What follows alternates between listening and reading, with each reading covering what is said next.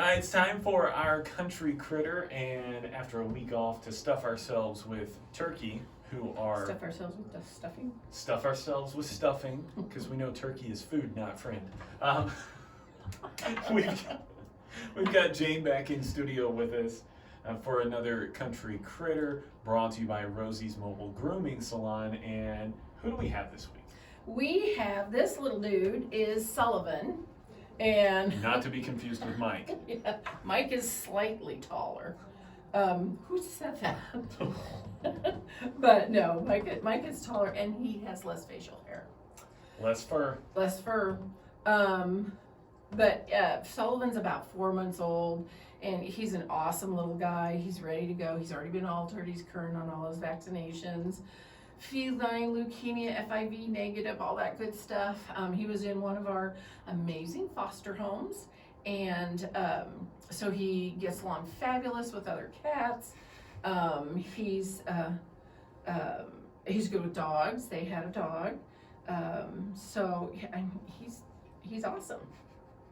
He's explorative. He likes to get out and around. He's bendable and flexible.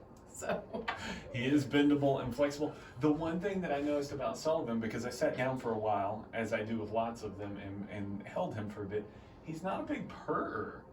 No, he's purring right now, but you can barely feel it. It's a really soft, light purr. So I guess my question on that for our viewers and listeners and whatnot is there anything in particular that makes one a bigger purrer than another? Is that just It's just a physical characteristic. That's funny. I have a cat that I can hear purr from the other room, and then we have kitties like this who are just soft and gentle purr.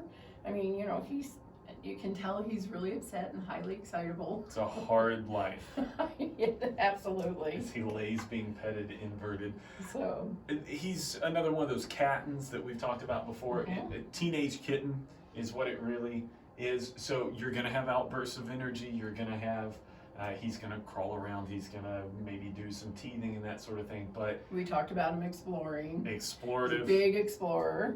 You were telling us, this is not a negative trait, it's a funny trait. You were telling us he's a hole finder. He's a hole finder. If there's a hole anywhere, the foster home did not realize that she had a double hole behind her dryer, because apparently they drilled a hole for the vent, didn't like where it was at, drilled another hole and never plugged it up.